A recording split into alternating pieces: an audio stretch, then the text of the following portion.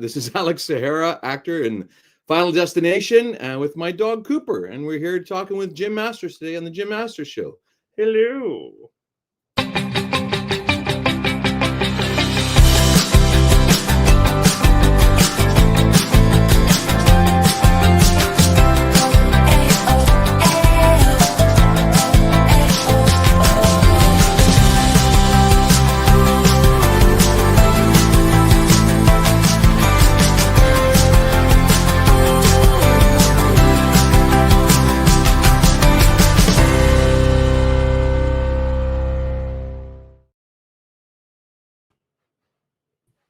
How cool is that? We've got Cooper and Alex. Hey, Cooper, you're on the Jim Masters Show. That's right, Cooper. Jim Masters Show. Good to have you with us. Hey, Cooper. He's looking Cooper's a star. Here's the name. It's like, where's that name coming from? Yeah, you can't see him off camera right now. I should raise him up a little bit, but his little face is down. He's looking right at you. Can you lift him a little bit? I'm going to do it. Yeah, there he is right there. Ah, there we go. Let's see a wide shot of Coop. Hello. He's 1 year and about 4 months old. Oh, that is cool. What kind of dog? He's a little black dachshund. Beautiful, beautiful, beautiful. Now, you said off air before we went on live that sometimes he accompanies you on set too. Well, you know what he does? He's because we do like self tapes at home now. Often Cooper has insinuated his way into my auditions. You try to keep him quiet in the background, give him little treats and stuff, but a few times, now he's just seen a squirrel. So there he is. He's looking at a squirrel outside running across a fence. So he gets active. And I did one audition the other day for, oh gosh, what was it now? I can't remember, but I was playing some restaurant owner, and then I'm like, hey, come here, get that dog, give me that dog. And I picked him up and I'm like, what are you doing kicking your dog to work? Come on. And anyway, I improv'd him in, and I feel like Dr. Evil right now, but the anti-Dr. Evil, because it's not a cat and he's black, not white. So there you go.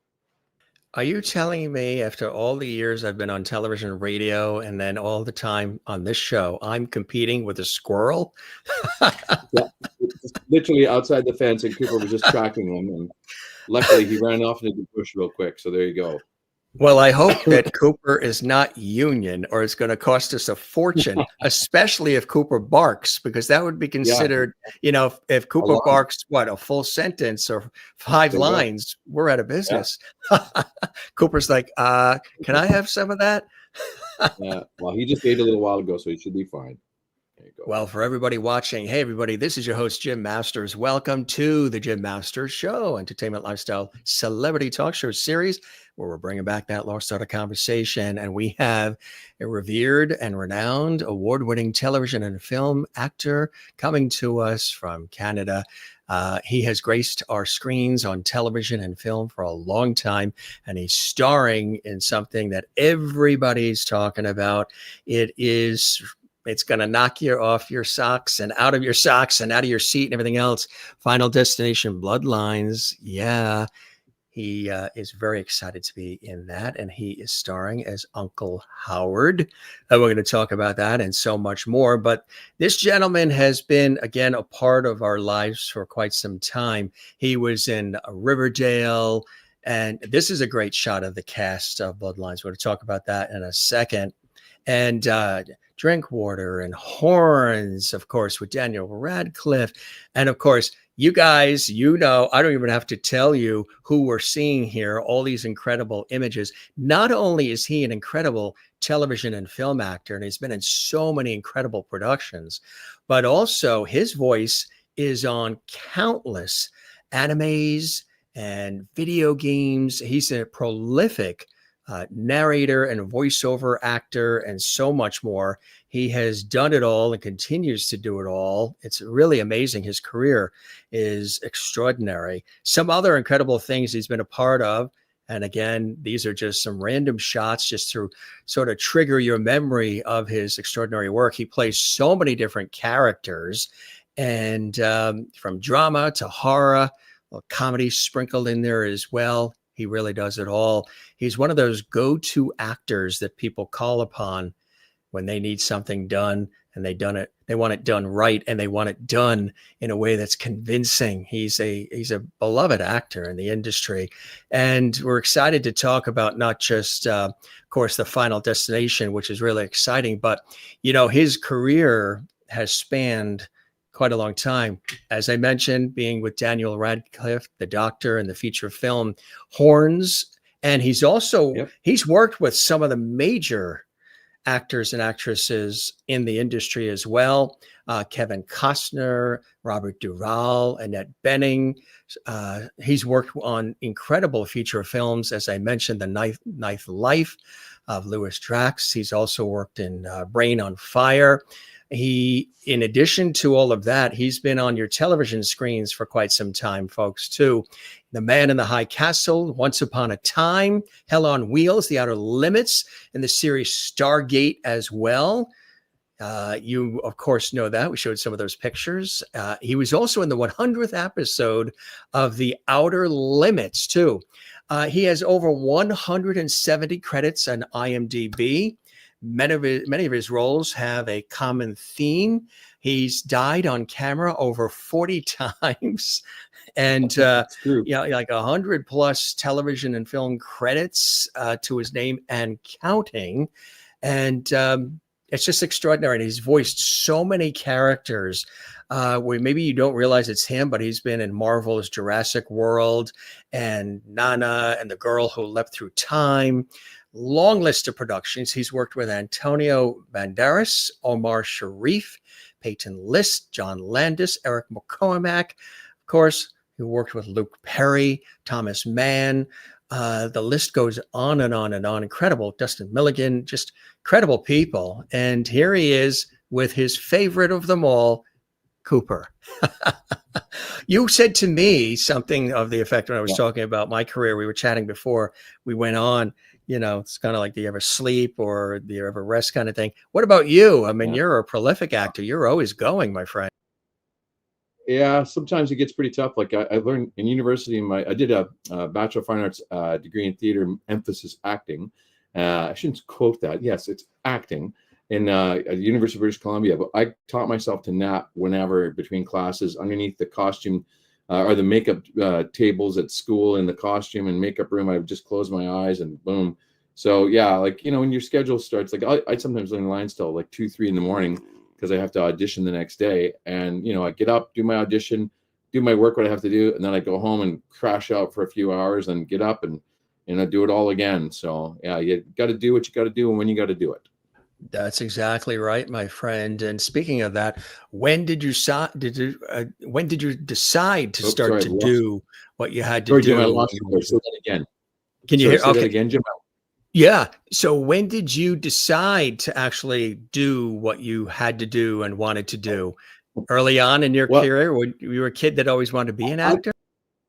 You know what? I don't even know that I had a choice in the matter because of my mother tells me that apparently when I was 3 years old, I was doing sock puppet plays behind the couch for all the other kids in the neighborhood.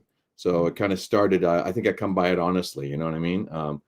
So did that. And then, I did a bunch of plays and stuff in high school, as you do, as you're interested in the arts and stuff, or, all throughout junior high, high school, elementary school. And then I literally went traveling around the world, and I was lying on a beach in Greece. And, worked as a lifeguard, saved money, went traveling around. And I just was laying on this beach in Greece. You told us right there, just lying on the beach in Greece. You got all of us right there. Well, I know, but I mean, it's so weird because, you try.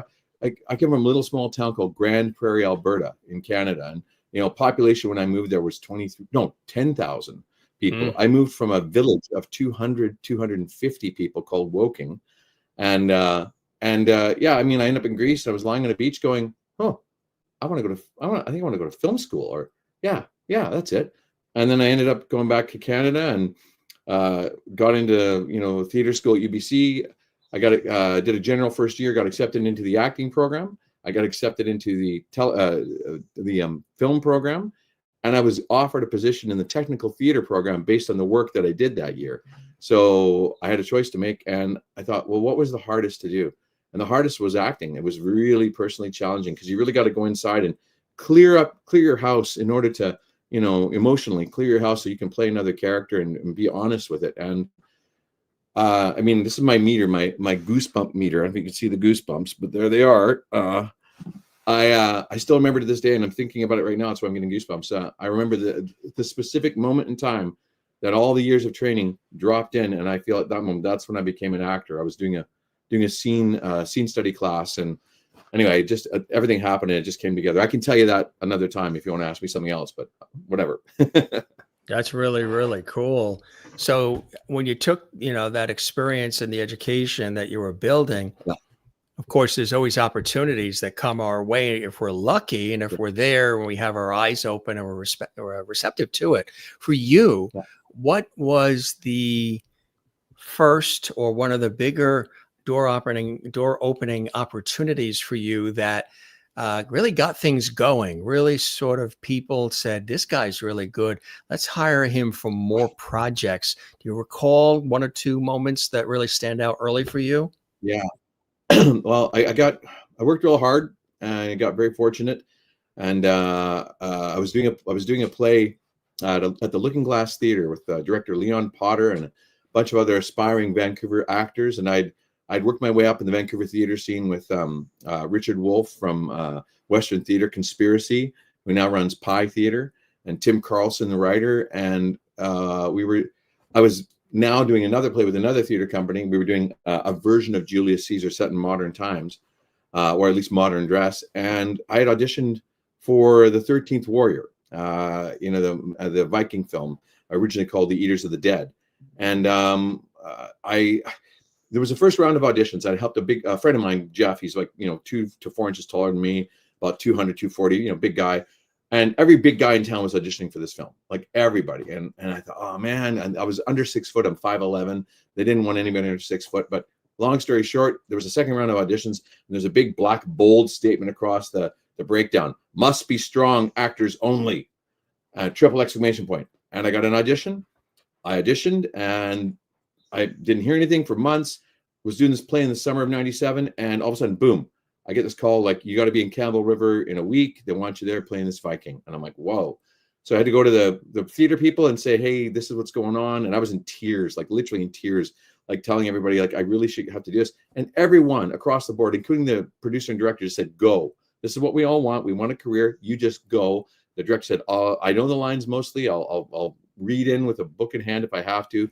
And everybody was like, stop crying, you baby, get out of here. And I did the 13th Warrior, and it was the biggest film at that time ever shot in Canada. And, things kind of blossomed from there. That's incredible. Once that happens, then people start to realize, how good you are. And then they want to have you a part of other projects. What came after that for you?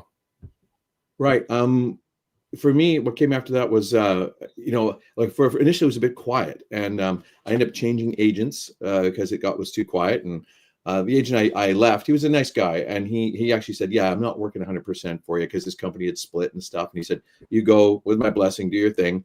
And I had gone to a new agent, already had a meeting with him before I left the old agent, and I set it up just so I had somewhere to land. But we had a nice, respectful talk, and boom, it was gone. Anyway, I was doing two student films just prior to Christmas in like 98-ish. And here goes Cooper on the move. So yeah, he arranged this audition, and I got my new agent, said, hey, you get on the phone and tell Trish Robinson, this casting director, that you're my agent now, and we're getting over there. Do the audition. It was for the Sentinel TV show. And so it was a guest star. And I went and and this is after I'd done this play called Mojo over the Christmas break. And I was doing the student film after the break as well. And I went in to do the audition, and Trish Robinson, God rest her soul, she's passed away, but she was the casting director. And she took me into the little ante room before you go in the major audition room. And she said, Alex, I just saw you in that play Mojo. Loved it. Loved you. Let's go get you a job. And there's the goosebumps of excitement again. There they are. Whoa. And it's happening right now all over my body, just remembering it. I walked in, and my buddy Steve Rudy was on camera taping the auditions, and Scott Williamson. Scott Williamson was directing. And I did my audition, and he was like, oh, wow, great, man. That was awesome. Thanks. And I said, oh, thanks, buddy. And off I went, and I booked it. And Trish became a real, advocate of mine. And that woman really helped launch my career. Like she had me in on every audition all the time. She started delaying auditions, so I was out of town, could come back. There was one I did called Nothing Too Good for a Cowboy. And they wanted me to play Pivak, the artist, this man Pivak. I'm a painter. I don't lift the box, I paint, you know. And she delayed it. I came back, and the director, Gary Harvey, great director, still working in Vancouver today, and a prolific, amazing artist. Yeah, like his artwork's amazing. I'll tell you about that more later. But I went in for him, and he said, oh, I don't want any accents. You know, nobody can do accents well. They all try to do some phony, fake thing. And I said, well, tell you what. I'll do you one the way you want it without an accent. Then I'll do mine with an accent, and you can pick. And he sort of begrudgingly said, okay, fine. And I did it his way. Then I did it my way with the accent. He goes, yeah, you were right. I booked it. And it just, this snowball thing effect. I was, God bless it, but I booked a bunch of stuff together, and Stargate was one of them. And I there's a whole story there I can tell you about Stargate, really cool. But that's sort of how it got going. Trish became my advocate and brought me in for everything. And because she legitimized me, suddenly my first TV gig was a guest star, and then I was auditioning just for guest stars after that, pretty much. Which is fantastic. And you mentioned, Stargate, what a terrific franchise to be a part of, and to, just really be involved in something so prolific as that. How did that come about for you then? Sorry, Jim, you cut out a little bit. Say that again. So Stargate, really a prolific and fantastic franchise to be a part of. How did that come for you? For sure. And you know what, Jim, if you want, stay in the frame with me here, because every time you go away, it kind of comes in. I have to apologize. My Wi-Fi is terrible in this apartment I live in. The signal's bad. So if you stay there, you're in Vancouver, right?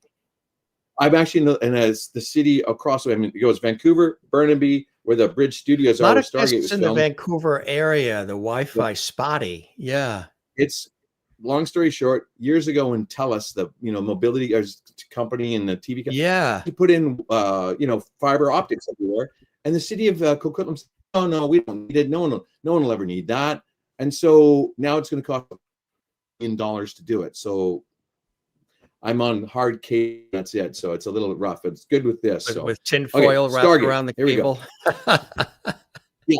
Well, sometimes little rabbit ears, Rabbit ears. So, and forgive me, I'm a little. Yeah. Oh, are you kidding? I watched 4.2 billion hours of television as a child, and most of it was on my downstairs rumpus room TV, black and white Sears portable with the handle and the rabbit ears. And we got 3 channels in those days in Canada. We had 3 channels. I think it was CBC, CTV, and then a local channel out of Edmonton where they had like a local afternoon show called Popcorn Playhouse for the kids. So was it black and white, the TV? Oh yeah, it was totally black and white. Black and white. Yeah. And the handle, yes, it had the rabbit ears. If you were lucky, it had the UHF also. The handle. Yeah, but you could carry it room to room. Probably came out of the Sears Wish book. It was a Sears. You're so on. It was a Sears TV. Because we had the catalog. Everybody ordered from the Sears catalog. So that TV, it was in your bedroom? Downstairs, the kids' rumpus the rumpus room. The rumpus room, right, exactly. Yeah. So what were you watching? What's that? What were you watching? If you watched 4.2 billion hours. I'm not joking. When I was a little kid, and again, here's my meter, the goosebumps of excitement, I would sneak up at night to watch CBC Nostalgia Theater, all the old black and whites, the classics, all the stuff. Like, I'm a huge, and I mean huge, David Lean fan, the director out of England. I mean, he did like, a Blithe Spirit, a Bridge over the River Kwai, Lawrence of Arabia, Dr. Zhivago, Passage to India. I would get up and I would sneak downstairs or go in the living room before we got the TV downstairs, and I would just turn the TV on and be about that far from the TV and sound right down and watch all the old classics like Citizen Kane, Casablanca, like just about anything old I'd watch. And of course, I grew up watching Chaplin and all those old silent films and Three Stooges and all kinds of stuff. So I'm a huge old movie buff and fan. My favorite movie of all time is It's a Wonderful Life. Frank Capra. Anything from Frank Capra, I'll watch day or night. I don't care. Jimmy Stewart, Donna Reed. Yeah, absolutely. Anybody ever tell you you look like a young Donald Sutherland? Hey, you heard a dog outside. Sorry. Hang on. No. Oh, the dog. Hey, Cooper. You're He's all okay, excited now. Cooper. Did anybody ever okay, tell buddy. you look like a young Donald Sutherland? You know what? It's funny. Oh, okay. Hey, if you're gonna bark, you gotta go down. You gotta go down. If you're gonna bark, you go down. No barking. No, careful, buddy. No barking. Here. Want to sit down here? Okay. If you're gonna bark, you gotta go down. Got his whole bed there and everything, huh? Yeah, he's got his little bed here. He sleeps. I mean, we had 2 other dachshunds before, and they had beds in the office here because my wife during COVID worked here. So they would get up in the morning and trottle down the hallway and go to work with her, and then they would trottle back. They were older ladies here. I think I'm going to let him out because he wants to go. Yeah. We get to see the chair. There's Go. another celebrity chair once again in our collection of 1,300 episodes and counting. It's a running gag here on our show where a guest, usually sometimes they have to get up to go do something, let the kid in, let the kid out, the dog, the cat, go get the Oscar on the shelf. And we always end up seeing the guest's chair. So we've got a collection of episodes where for at least a minute or so, we see the chair. So I'm going to do a whole episode where we just show guests' chairs and the viewers have to guess. Do you remember which guest sat in that chair? Yeah, that'd be a good one. That would be a good one. There's a song about when the kids in the hall and they go, "These are the Daves I know. These are the." Anyway, you should put, "These are the chairs we see. These are the chairs we've seen." Alex's chair looks kind of 4.2 billion hours of television as a kid. I watched everything. Did you also always? Yeah.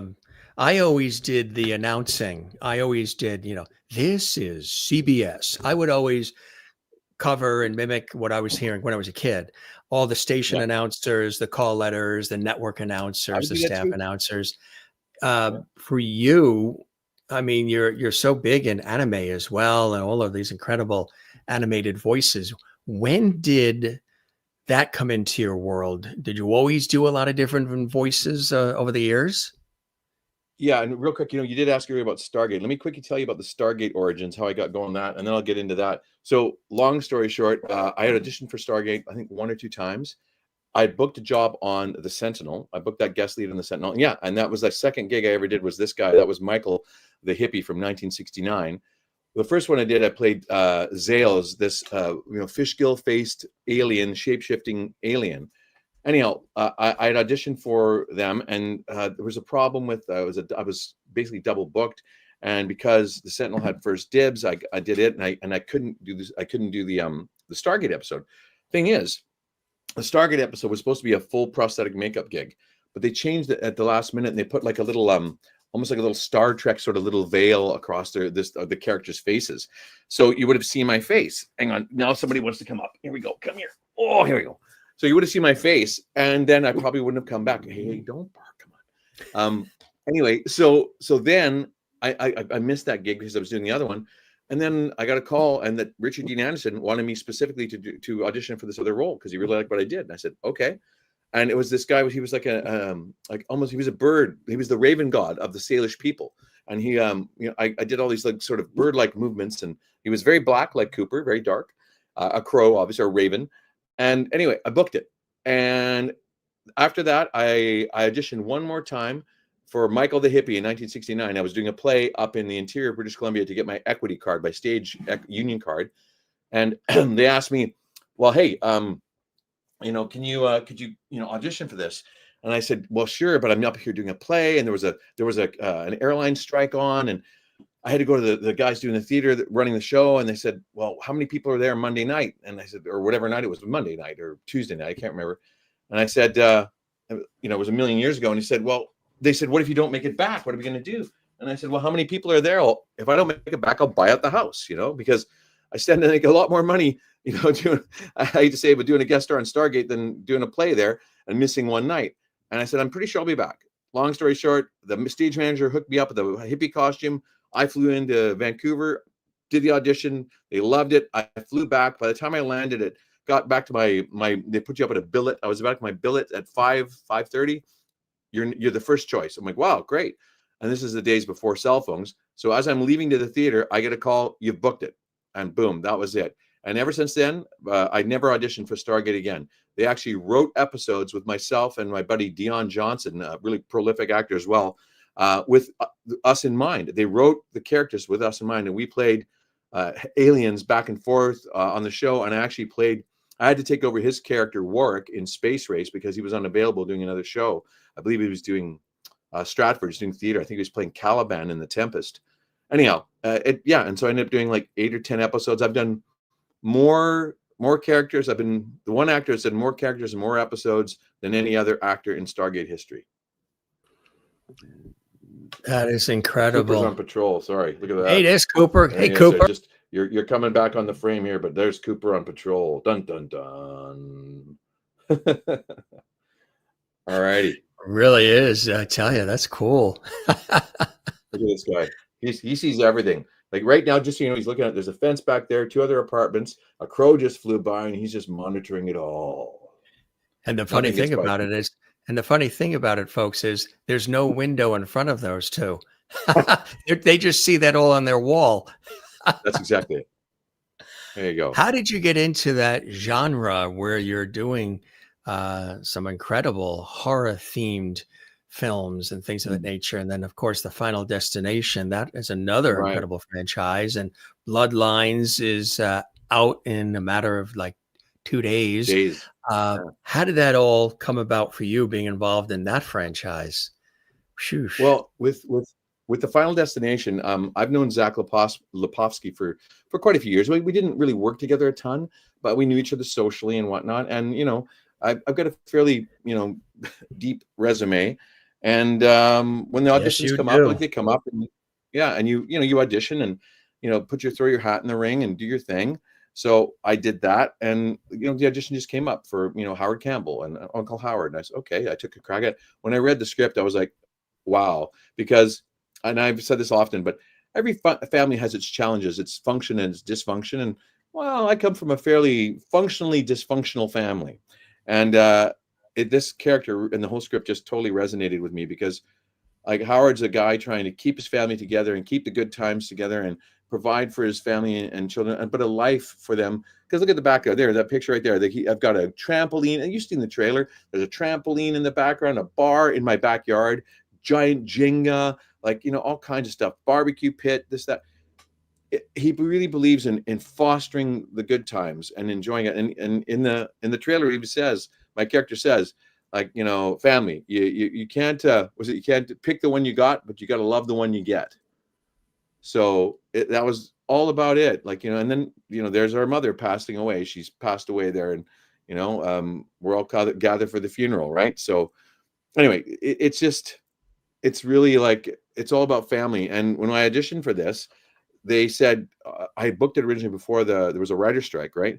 And then the writer's strike and everything went away and was on hold. And I was like, oh man, because so many times when things go on hold, they never come back, or they go to another country or whatever. Hang on a sec. I got a puppy that wants to get on his other pillow here. Here we go. So anyway, there you go, buddy. So it came back and they said, listen, we want to see this scene and give us a, you know, couple, 2 or 3 varieties of the scene. And it's the scene between my sister and I, which happens in the movie. So I said, okay, yeah, no problem. But I said, I'm not going to take any chances here because I really, really, really wanted this film. And I wanted to show them that, because you can't go in the room anymore. Without live auditions, you don't get the feeling that you get from in the room. They get to know your personality. I've had directors and writers, producers say, I wanted to hire you in the first 15 seconds I saw you when you came through the door because of the energy you bring into the room, your work ethic, who you are as a human being. That's what gets you hired most of the time. The fact that you can act, that's a bonus, right? So anyway, I said, okay, so I can't be in the room with these guys. There's no Zoom meeting. I did the scene 6 different ways. I always say there's 6 ways to Sunday. Well, I did it 6 ways to Sunday. Completely different in every single take. A total job in the end was I did it so many different ways. They could see, oh yeah, this guy knows what he's doing.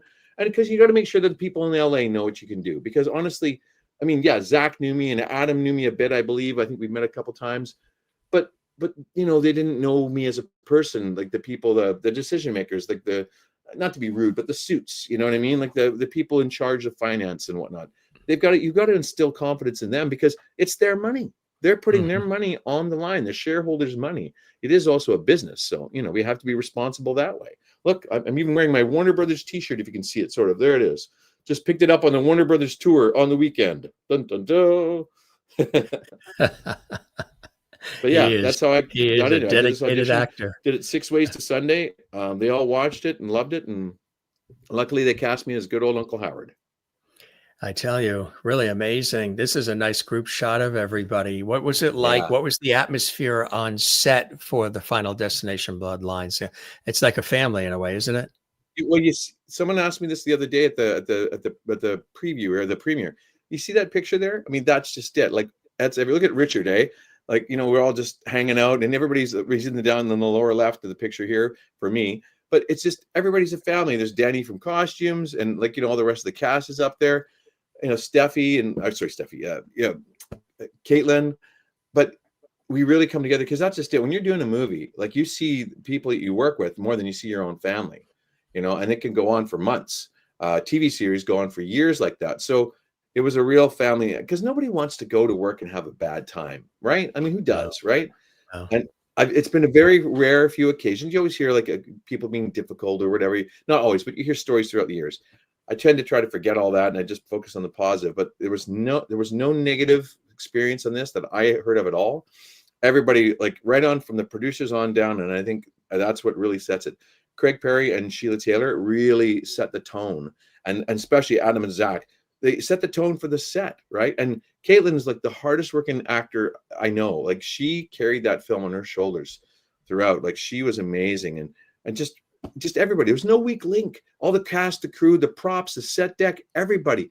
Like, the giant Jenga we played, they had it set up, several versions of it, and one of it was set up where it was all sort of linked, but there were specific ones we had to pull out, and so they could reset it and match later and stuff. Like, there was so much going on there, and I got to give it, excuse me, kudos to the cinematographer, Christoph.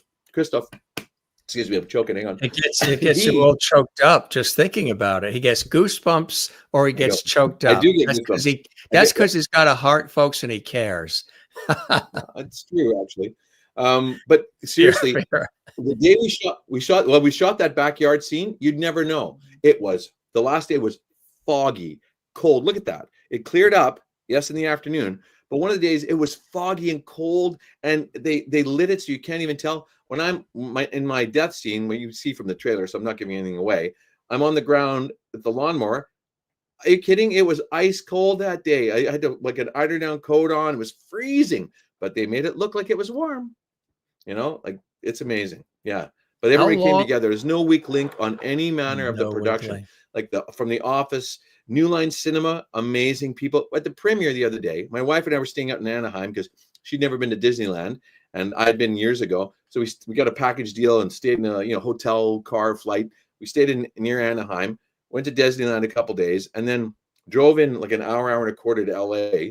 But we didn't have time to go back and change the hotel. It was way too far away, right? So through some lovely people, Sheila Taylor helped. And I'm trying to remember, I think it was Lauren and then Brianna from Warner Brothers Publicity. They arranged for us a spot to go change after we finished our Warner Brothers studio tour. And so here we are at New Line Cinema's offices, going into this giant ladies' washroom after 5. Most everybody was gone. And we, put a little bench against the door and put our luggage against the door so we could just get changed there. And we got changed and spruced up and whatever in the New Line Cinema's offices. How cool is that? That's very cool. I mean, how long did it take to shoot? Was that? How long did it take to shoot the entire thing? Oh, the entire shooting schedule. Oh, I think it was about 3 months. Was it 3 months? Around 3 months. I wasn't there the whole time, obviously. But, was it multiple locations?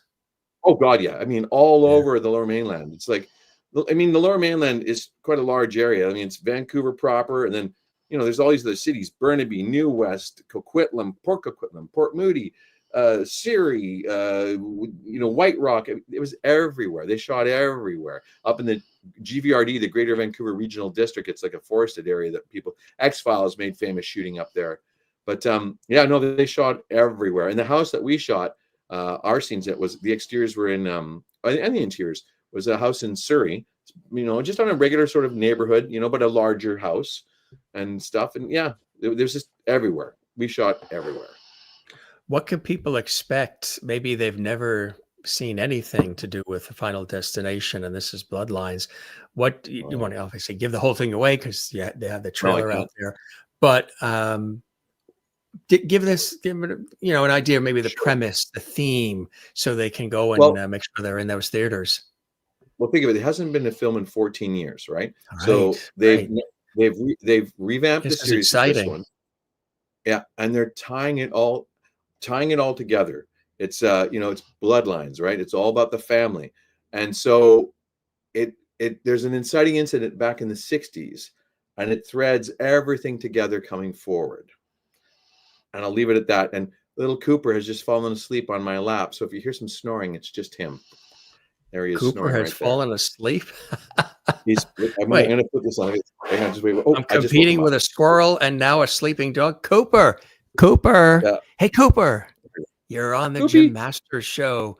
This is your international debut worldwide. There you go. Oh my goodness. You're in Levity Hall. But yeah, no, it's an amazing. The writers of this movie are just incredible.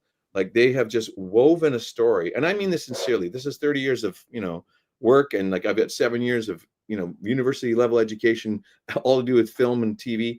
But these writers and the team behind it, they have woven, I think, and I mean this sincerely, almost a flawless film, I'd say, because it just ties everything together. All the previous films get tied together in here. Can't say how, but they get tied together. Oh, Cooper, careful. There we go. He put his nose on the computer keyboard. Uh-oh. Yeah. But anyway, it's seriously amazing. And we sat there just as, because I'm able to distance myself from it. Yes, I'm in it, but I'm able to sit back and just enjoy the film for what it is. And I don't get, I should have done this line better. I've never thought that once. Never thought it once. Actually, technically, I was supposed to try to go to the cast and crew screening tonight, but I don't think I'm going to make it. Oops. Anyway, it's all good. I've seen it like 3 times in the last 3 weeks, so I think I'm good. I'm covered, But yeah, like, it's seriously, it is. We should have come up and done this show there. Yeah, there you go. But no, in all seriousness, it's a really great, finely crafted movie. The cinematography is amazing, and just crazy. That's amazing. Speaking of, I want to get everybody's names right. Let me just look it up again. I want to get the names of some people. I can't remember their names, full names. I feel bad. Yeah, there it is. Well, you live not far from Surrey, right? So maybe that's the other Surrey. Oh, sorry, Surrey. Surrey. Oh, Surrey, like in England. Surrey. Yes. Yeah, it is. Like York, New York. Sister city, right? Totally.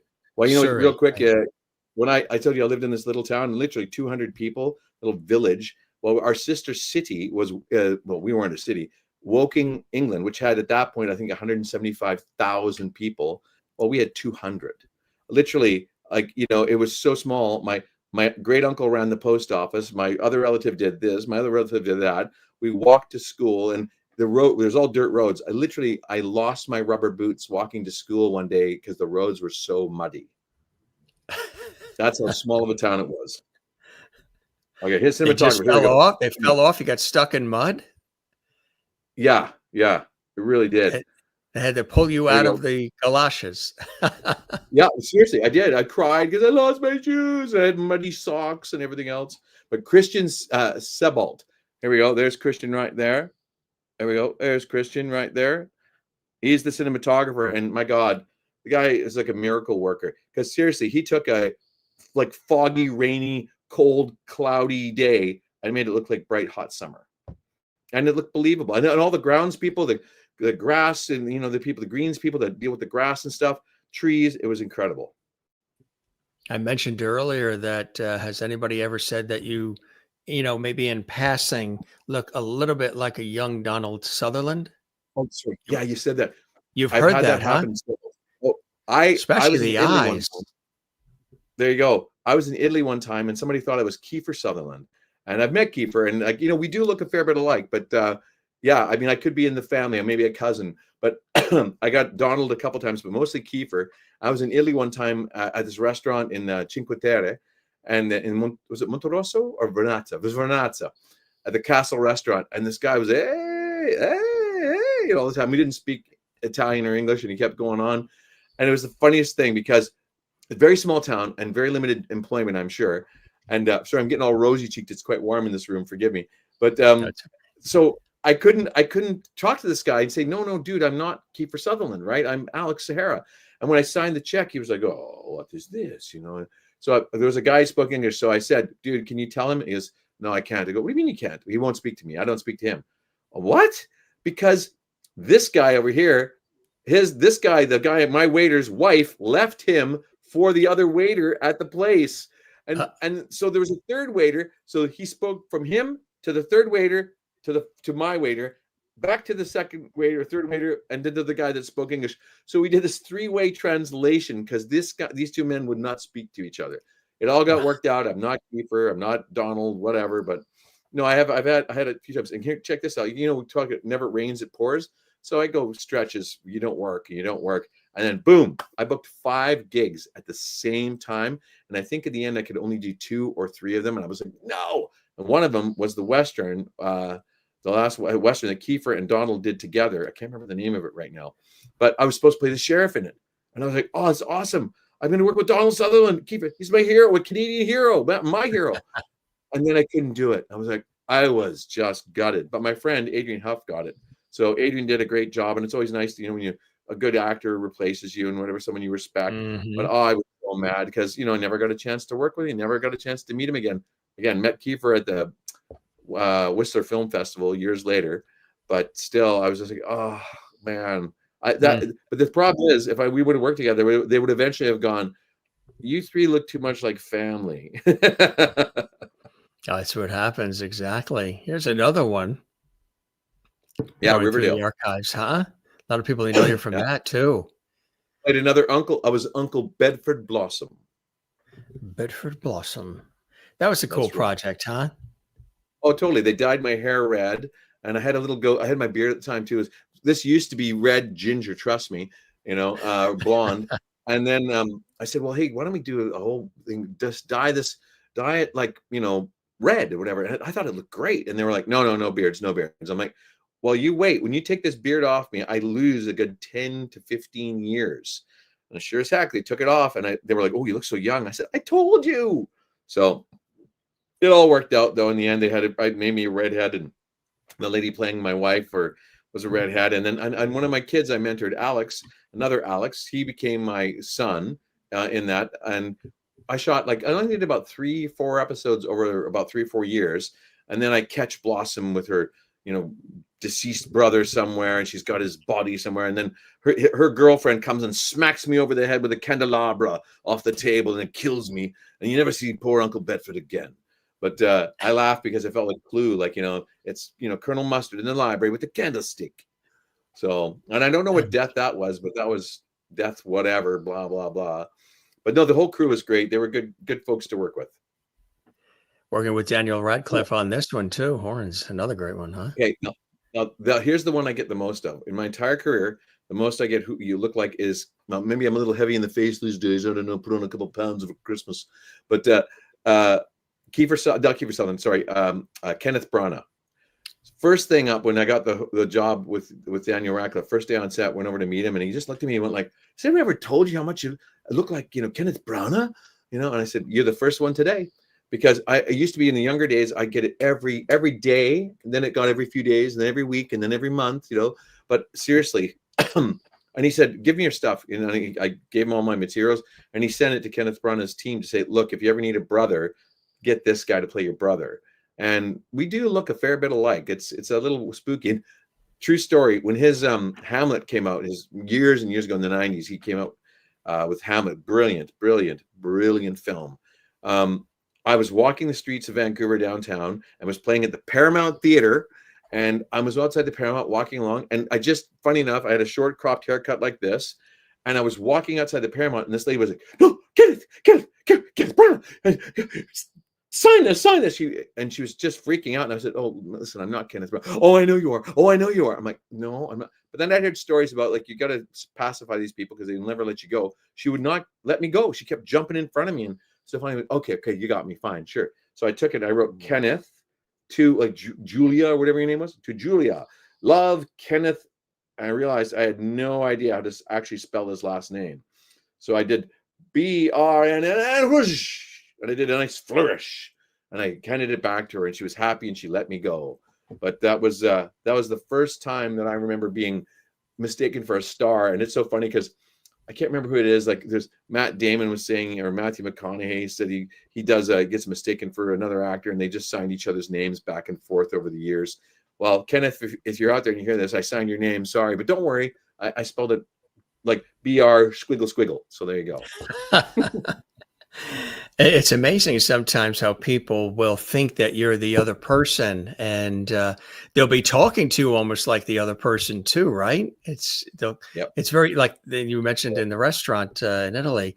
The whole time, Oh, yeah. did the guy have a look of disappointment when? Yeah, I was a little disappointed because he was convinced I was Kiefer, just convinced, right?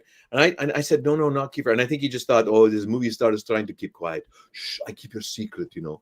But no, I mean, I just told him, I said, and I tried to explain, and it was so weird. It was so surreal, Jim, because literally I'm talking English to this guy. He talks Italian to this guy. He speaks Italian to him, Italian back to the middle guy, and Italian back to here. And then we speak. Like, it was so weird because like this guy didn't speak English, but he spoke Italian. It was just nuts. It was singular. That's a movie script in and of itself right there. Yeah. You know, it was just so bizarre, you know, and in a little tiny town like that, you gotta, there's, you know, it happens. Like, you know, this sort of, anyway, it was a really quirky, weird, I gotta write that down in a short film or something some point before I croak. Before I croak. You know, I get, there's somebody I always hear, well, there's different people I've always heard too from me, but the one that I've heard a lot, especially during his years in Twin Peaks and Sex and the City and Desperate Housewives, a lot of times, and I've seen the resemblance, especially, you know, with the side profiles and everything, and maybe it's the English-Irish thing that we both have. I hear a lot of Kyle MacLachlan, the actor, for me. A lot of people will say, boy, you guys look very, very similar, like you could be, you know, relatives or you know, cousins or brother, what have you. It's kind of cool. I've never gone into the store looking for a discount saying, right. Kyle. Yeah. I'm Kyle. No, you ever walk around the supermarket like this? Yeah, well, there's a quick funny one with that. We were getting transported between different sets, dressed as, funny enough, this guy here from Beast of Burden, and I played. I think in this episode alone, I actually played, I think, 8 different characters in that episode. But I'll tell you that in a sec. But so we were getting transferred from like set to set, and on this main city streets, and there was some sort of police incident, whatever, and there's a cop standing right here by the van and whatever, and we're just in the van looking, and I look over as that guy fully, you know, makeuped up, and I'm looking at this, and this cop does this, whoa, and he went to draw his gun. He just freaked. He could draw his gun, and I was like, whoa, dude, hey, relax, you know. And then some guy thinking, hey, we're shooting a movie, it's all good. Yeah, it's okay. Just freaked me out and scared me. I'm like, oh great, I'll get shot by a Canadian policeman out of fear. I'm like, wonderful, you know. So yeah, that was a little weird, but that episode alone, it was all about an enslaved race of Unas, these people. And I think I played in the opening credits, I played a Unas working in the field. I played another Unas carrying water. I played an Unas like moving a cart. I played a slave Unas. Then I played a bloodhound Unas, hunting my main character. That was my main character right there, called Shy One. And I fashioned him off of Fiddler from Roots. A real indentured slave that had been there so long and didn't know quite what to make of freedom and whatnot. And then the last character I played for sure was I played a female waitress Unas in the local little pub there. Yeah. And I go to serve a drink to Michael Shanks, who we went to university together.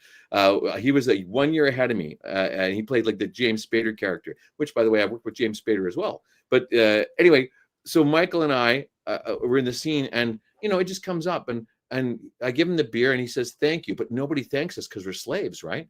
And so when he thanked me, I just gave him the beer, turned away, and I looked at him and just kind of, and I just sniffed because I'm an animal, right? I guess this guy's different than the rest of these people. They look alike, they all have skin, but anyway, the director Martin Wood went, nice, do that again. Okay, camera, get down on that, get out his nose. There was, because there's no it was all makeup, but my nose really flexed because I was sucking in the air. So the makeup really flexed and it made it look like as if she was so it made it look as if she was breathing for real. Plus, you say, how do you know it was a woman? Because they gave me little lizard bosoms. I was just about to ask, what does it take to get into some of the costumes and some of these characters, like these? It's got to be quite a Yeah. few hour process, huh? Yeah. So the first time we did one like that, it was a 3 to 4 hour process to get in, Wow. because they do a live cast of your head, right? And then they sculpt the mold with your face underneath it, and they cast these molds, these latex molds, and now a lot of silicone stuff, but it's a cowl. So this whole, like, it's like this, right? It's all around your face like this, and you pull it over your head, donk, and it goes down to about here, and you wear that, and then they surgically glue, starting at the nose, and work their way out to the edge of the cowl, and then they Bondo it here and blend it so you can't see there's a blend there. Then they physically paint it all, and then you get into your body cast suit. Like they've got a full arm, like the arm, full lizard arm, legs, etc., which ties into then another body suit, which gives you the musculature of these lizard people. First time we did it, I got flown down to Santa Monica, LA, Santa Monica area, I believe, with Masters FX had their offices down there. This is before they opened one up here in Burnaby. Todd Masters is a good friend of mine, and I've worked with the Masters FX team for years. But yeah, so they did this, and they would tie it together. And I did so much work with them that Todd said to me one day, "Hey, buddy, do you mind if we use your life cast as the shop head? Because you got a real good life cast, and that way it makes it easier for us to do stuff." And I said, "Sure." So if you go into, they have a little museum set at the Masters FX thing. You can take a little tour in their shop now because they've really expanded. Well, you look at a lot of the faces on the wall, there's masks hanging. Those are all my head. So it's like a Masters Museum kind of thing. Is that what it is? It's like a museum, sort of. So you're coming back. It's, little swirl. There we go. There you are, Jim. You're back. Oh, you have a little thing that builds up. I think I can. This is and then it goes buffering thing. Yeah. Don't worry about it. Yeah. So it's like a Masters Museum. Guys. It's like a Masters Museum of all these. Wow. Oh, it's incredible. They did the new That's Predator in LA? film. They did everything. No, it's in Burnaby, in British Columbia here. But so it's Vancouver, Burnaby, and then Coquitlam, right? And it's in the town of Burnaby there, near cool. Oh gosh. Yeah, anyway, it's a beautiful place to go, and yeah, you can take a tour there. You can go online at mastersfx.com and you can book a tour, and off you go, and it's well worth it. Any fan of the horror genre, sci-fi, etc. And you said earlier, like, there's a smattering of comedy in my reel, because mostly we shoot sci-fi up here, or dramas, not a lot of comedities. And so Hallmark I played, movies, and that's Lifetime movies. yeah. Well, there's the Hallmark movie. You're right. There's a lot of that too. But for it's the big eyes. I get cast a lot for my eyes, and I look a little scary sometimes. So yeah. But I have been killed, like I said, 40 times on screen, and a lot of them in the eyes. Like this one. How do you make it fresh each time? Say that again. Sorry. How do you make it fresh if you've been killed on on camera 40 different times? How do you change it up each time, or do they tell you what to do? Oh, dude, I mean, it's all under circumstances and context. The first death I ever had, I got shot in the Sentinel. I was an angel come back to Earth, occupying this homeless man's body, and it was a little like Clarence the angel from It's a Wonderful Life. I came down to help redeem this kid, right? Michael Pena, who's gone on to be like quite a prolific actor, and he was like 15, I think, when he did that role. And he was just like this little punk kind of kid. Hey man, he's a nice guy, but I was all cool, man. Anyway, but like I got shot then, and my character got shot. Real quick story: my mom saw it and bawled her eyes out. Because it's just make believe, but it's my little boy. That's anyway, my boy, yeah. But it's all context. Like I got shot. Henry Winkler hung me in The Dead Man's Gun. I was a young horse thief, and you got hung by the fawns. I got hung by the fawns, man. Like it was so cool. And I get this. Here's a tie in there. So I met his son. I think his son Max was about 10 years old when I met him. That was like 20 whatever years ago. And then he went on to become a director himself, Max Winkler, and he directed the pilot episode of School Spirits, which I played Principal Hartman in. And I said to Max, I got to tell you a story. And he just like, oh my God, I totally remember that, because Henry would do like 1 or 2 episodes a season. He would pick them, and he did the one called The Hangman. And listen, the bell is tolling for me. It was just right in the background, the church bells were just tolling. Perfect. Anyway, yeah, but and then I've been nuked. Yeah, a little bit. There you go. But on Stargate, my character on Foothold, we've taken over the base. We're like evil aliens, and then we get caught, and we're all trapped in the gate room, and I pull one of the old Predator move where I click on my forearm, and I just sort of give a little ha, like screw you guys. And then Richie Dan Anderson quickly hits the blast shield, and as it comes down, whoosh, and we nuke ourselves. So I've been nuked, shot, stabbed, had smallpox, shot a million times in a million different shows, but this one is the best with the lawnmower. I mean, it's in the trailer. I'm not giving anything away. You can see it, but yeah, that was incredible too, because they had the lawnmower set up so it was all foam rubber inside and comes down on my head, but the top, like where the motor is, was a compressor with full of meat and blood. Wow. And and little bits of fake teeth, and they just shot it out with this cannon, like you see it in the trailer. So I'm not giving anything away, but yeah. Anyway, I mentioned that you worked, of course, with Antonio Banderas and Omar Sharif and folks like that, Eric McCormack. What's it like working with an Omar Sharif? I'll tell you straight up, Jim, like I said, huge David Lean fan. I own oh, there you go. It's true. You ask all my students when I teach acting, they say like, oh, it's Alex Zahara and his Mr. Zahara and his goosebumps.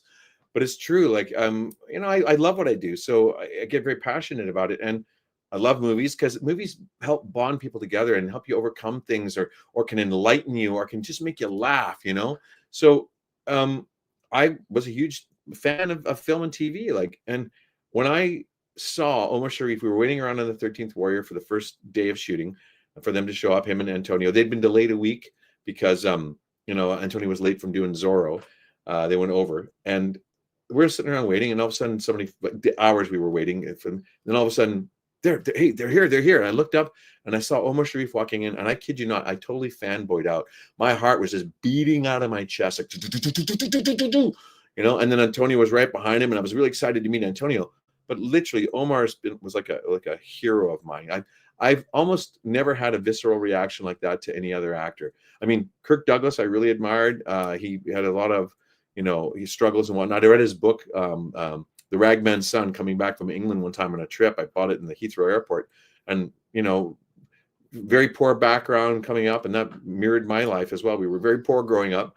And, my dad did his best and got a decent job and was a head of indoor maintenance at a college. So we did fairly well, but his first few years were a real struggle for us as a family. But yeah, so anyway, when I saw Omar, I just about lost it. And, he was a consummate gentleman. And all the A-list stars that I've worked with, luckily, like, Michael Gambon is one, Sir Michael Gambon. I worked with him as well in Open Range with Kevin Costner, Robert Duvall, Annette Bening. And I'm not name dropping. I'm just saying these people are just incredible because they're people first. They're just human beings. Like Omar, we got to talk a little bit over the time, the week I was there. He would never speak of himself. You had to pull stories out of the guy. He wasn't an egotist by any way or any stretch. And one story real quick, he told me, he said, like, Alex, when I did Lawrence of Arabia, I never read the Camel, never. And I was like, really, Omar? Really? Well, I was born in Egypt, or born in Lebanon, grew up in Egypt. Either one, I can't remember which. But my father was in a lumber merchant. We had a car. I didn't have to ride the camel. I'm like, okay, fair enough. And he told the story of he went to David Lean and said, David, listen, I would like to be tied to the camel for the shot. And David was like, oh no, dear boy, no, heavens, if there's camel to trip and fall, you'd be killed. And he says, David, the possibility of this camel falling is very small. The possibility of me falling from the camel is very great. So if you watch the movie, I believe it's on the charge of, when they charge Aqaba, or on the way to Aqaba, he is tied to the saddle with the same material that his robes are made of, and they strategically pinned it here and there. And so you see him right away, and he's like, oh my God.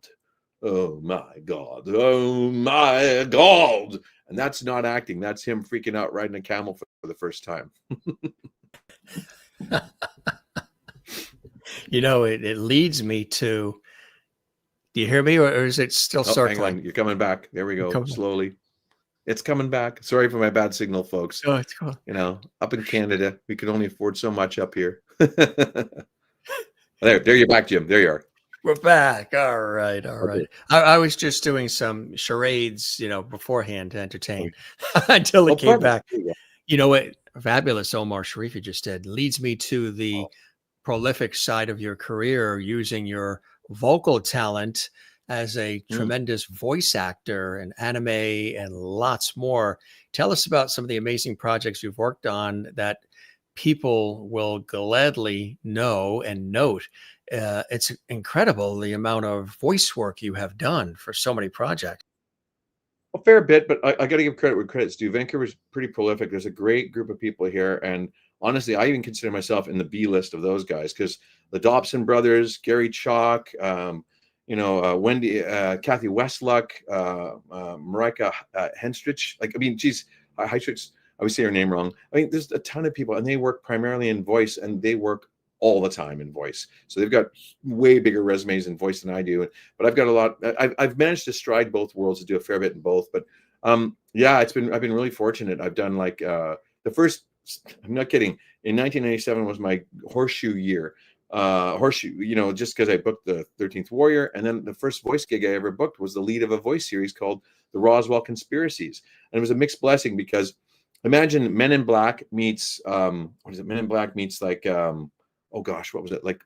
Oh God, the thing is escaping me. But basically, the storyline was that monsters of legend were actually aliens. So the Roswell crash, there was 3 werewolves inside. And other races included banshees from other planets, and vampires were from other planets, and the mummies were from other planets, all this stuff. So I booked the lead character in that, and they had me. I looked at the drawing, and I went, "Oh, there's no way I'm going to get this," because he looked like a young Nick Logan was his character. That's right, but he looked like a young Harrison Ford, but that jacked, like he really worked out, and he was wearing the Blade Runner outfit. And I said, "Oh, there's no way I'm going to get this." But I went in and thought, "Yeah, I'm gonna do my best sort of weird John Wayne thing." And I went, still remember the lines. "Yeah, cracker, I'm on it. Looks like Thrope hasn't lost his taste for steak tartare." And looking around this scene, anyway, I did that. They loved it, and I booked it. And so there we go. I did 40 episodes, but it was really unfortunate because the same year Star Wars got rebooted, and these poor guys couldn't get a toy deal. And we had a lot of weird toys. Like we had little VW bugs, because the VW Beetle had come out again, and they would pop up into like walkers, a la Star Wars. Probably why they couldn't get a toy deal. But they couldn't get a toy deal, so we did 40 episodes, and we were done. And they thought this thing was going to go for years. And really, if you watch it, it's a great show, and it could have gone for years. It had legs, but all the other toy companies were so worried about competing with Star Wars coming out that year that they wouldn't sign a toy deal. And then we only did 1 season. So it's amazing how it all works. We got some cool photos there. Of course, Babylon 5 is another, being a part of that was awesome. Yeah. That show was incredible. Like, I mean, it's really too bad. Real quick story. You know why it didn't go to series? Because they broadcast it on the same weekend as the New England Patriots playoff football game. Duh. And so we needed, I think, 1.7 million viewers to go to series, right? For cities. 1.7 or whatever it was, around that. So on the East Coast, with the game was on, we were at like 0.7, whatever. On the West Coast, we beat out Dune as the most watched sci-fi movie or miniseries of all time. We were having 3.4, 3.8 million viewers. So we were way up there. But because the East Coast game was on, our viewership was, Mummy's home. Excuse me. Here we go. Mummy's home. Here we go. Here comes Cooper. Cooper's off to see Mummy. So we had only like 700,000 people viewing.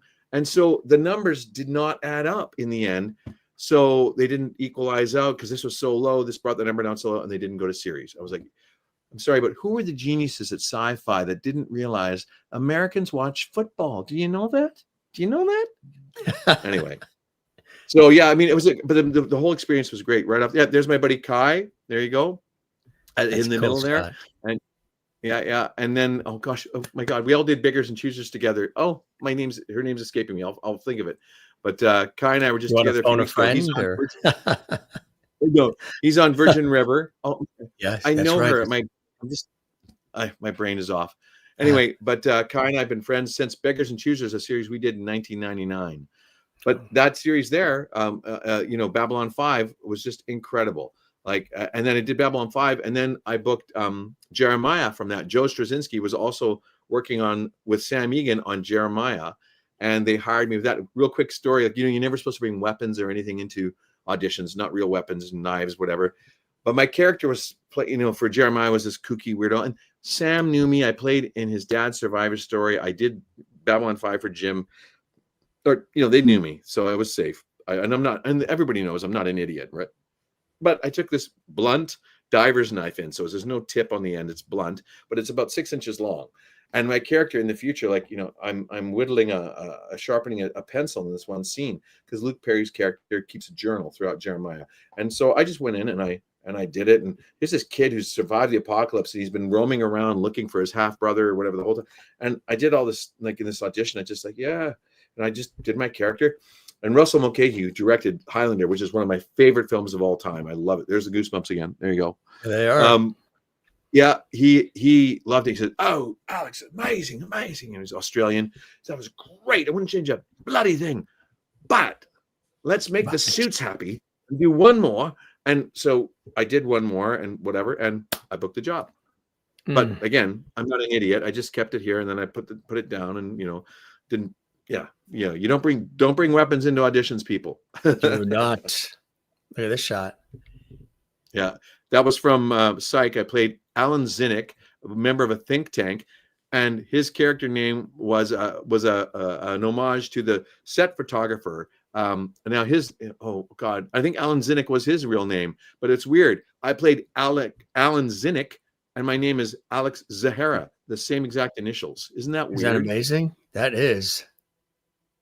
And that's from that's a movie I produced called Patterson's Wager, and it's a beautiful film. It's a little film, didn't get big wide release, but seriously, it's a beautiful film about a man who suddenly discovers that he has the bizarre ability to see 2 minutes into the future, totally at random, and it's all about how it affects his life and the cascade of effect through his life with him and his girlfriend, played by Fred Uwanek from Corner Gas and Shayla Horsdal from Everything. She's been in everything, amazing. But yeah, it's written and directed and produced also by my good friend Corbin Selican. And seriously, that movie, I can go to the grave knowing I made one good feature film. I produced it, and I also have an acting role, and I play the father in the film. And just amazing. It was such a great experience. So many incredible things that you've had an opportunity to be a part of. It's just amazing. And of course, then there's the appearances, the red carpet, and all the rest that you do. Boom. Yeah. There you go. I think it was at the Vancouver National Film Festival. That was the year that Patterson's Wager came out, and we were actually pick of the Whistler Film Festival, and I believe the Vancouver National Film Festival, I think too. But we won about 14. We were nominated for and won several wide for that movie. And my wife, lovely wife, just closed the door. Thank you, dear. That's Shannon. She's also my entire film crew, self-tape crew, hair and makeup, reader. She does all that at home for me, and she takes all the pictures when we go on holiday and on the red carpet. So she's going to take this episode and the YouTube link, and she's going to blast it out, and we're going to go viral with this episode of the Jim Master Show. There you go. Let's hope so. Yeah, well, exactly. We love her. Me too. And Eric, this drink water was classic. This movie was so much fun. Again, I had one of the few Zoom callbacks I've had during COVID and whatever that just went swimmingly.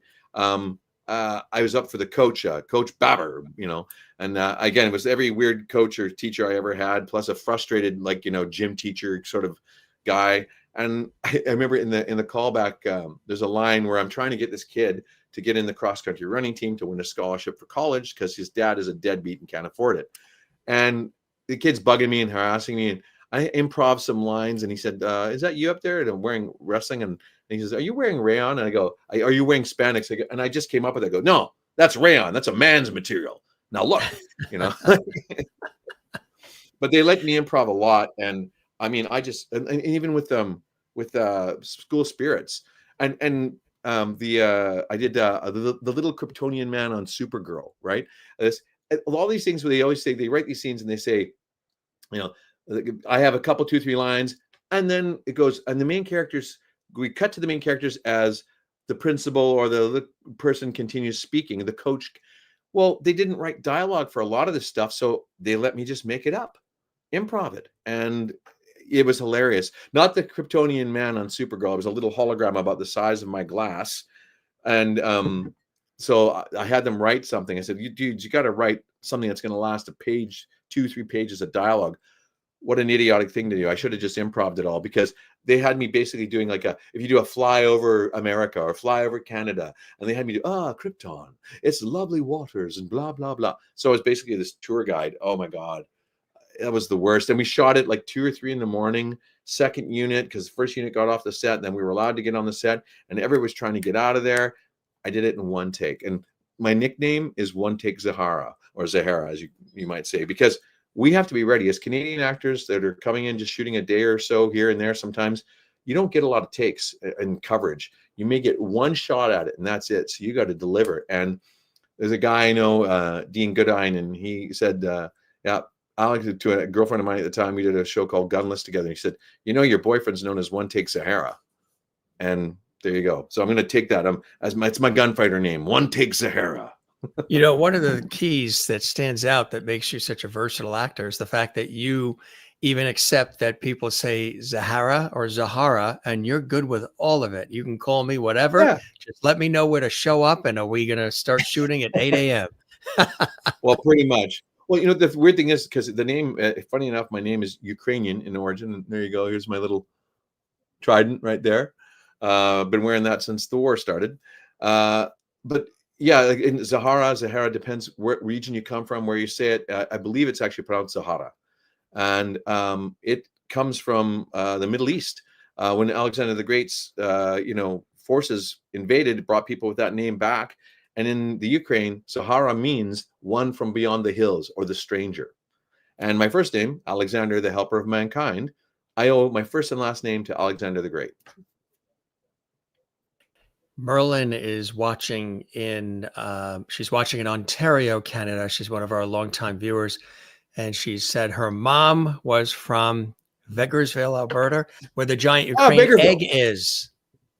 The big Ukraine egg. It's 40 feet tall. This giant, they do painted Easter eggs, very delicate painted Easter eggs. We had them all the time growing up as kids, held them for years in this little special thing, but then eventually they crumble to dust. But, because they're just little eggshells. If you don't take care of them, they will crumble. But yeah, it's seriously, I've been to Vegreville, and it's amazing. Real quick, a Ukrainian story. I don't speak the language very much. My cousins all spoke it. My mom was English, Canadian. We didn't learn to speak it, but my cousins taught me all the swear words. So in grade 7, long story short, supposed to do a test, and we could go when you're done. I handed my test in. My teacher, Mr. Timmons, says, "No, my nickname is Sandy. Sandy, go back and sit down and look them over." There was 135 multiple choice. And I'm like, I was all mad. And I just sat down and didn't do nothing. I just looked at him, and meh. So I came up, and I knew I had this one swear word phrase, which I won't say completely, but it was Putsalui, something, something, which means you can kiss my, you know what? And just as I'm about to say this, he's sipping his coffee, and it's Vegreville with a giant Easter egg on it. And I said, "Oh, Mr. Timonson, are you Ukrainian? Do you speak Ukrainian?" And he goes, "Oh, yeah, Yakshmaya, Sandy." And I just started sweating, because I literally almost told this man to go kiss my, posterior. As Flo said on the 70s series Alice, kiss my grits. Yeah, kiss my grits. That's true. Yeah, I love that show growing up too. I love that show. Yeah. All those classic shows. God in bless addition, she just passed away. we did a whole tribute. We do a lot of tribute episodes too. We just did a tribute to the iconic game show host Wink Martindale. We did a tribute to Chuck Woolery. With celebrity guests, people that know him, worked with him as well. We did one to Linda Lavin and Lisa Marie Presley, Bob Barker, Tina Turner. We've done a lot of tribute episodes as well, celebrating. Well, it was Dick Van Dyke's 90th. And oh my God, now he's 99. Dick Van Dyke is going to be 100. God bless him, huh? That's just crazy. One of the true nice guys in the business. Totally. Well, segue. Bob Barker shot Happy Gilmore up here with Adam Sandler. They shot it up in Whistler, the golf course up here. That's right. They had the big fight on the golf course scene. That's right. Exactly. They developed a fantastic friendship as well over the years. Here's another cool photo. Yeah, that's from Ice Twisters with my buddy Kai was in that as well. And that's Mark. Oh gosh, no, he was in. Oh my God, my brain is so off today. Camille Sullivan. We went to university together. Mark from Mad Men and Platoon. Oh my gosh, here I gotta look him up because I can't remember his name. I feel so embarrassed. Mark was there, and my buddy Kai Erickson is in it, and just a bunch of really good people. Hang on a sec here. If you know his name, remind me. It's going to come to me in a minute. Oh gosh. Anyway, but that Ice Twister show, that's another one of my deaths. We try to, you know, I get shot by hypersonic ice pellets, like hail. I get shot like a machine gun. Just that was another one where they had like 12 or 15 blood packs all over my body. And after we shot it in one take, mind you, I got up and walked back to the trailer. And again, my feet just my shoes filled with fake blood. And it was splooshing out everywhere you went. And in the trailer, these little bloody footprints as I'm going to the shower. And oh my gosh, it was crazy. Mark Moses. That was Mark Moses. Thank you, Mark. I'm so sorry. My brain, I'm a little warm in this room. You forgot Moses? Yeah, I know. He parted the sea. Brought everybody out of Parted the sea. We didn't get to go to Universal Studios, so you know, we only went to Warner Brothers.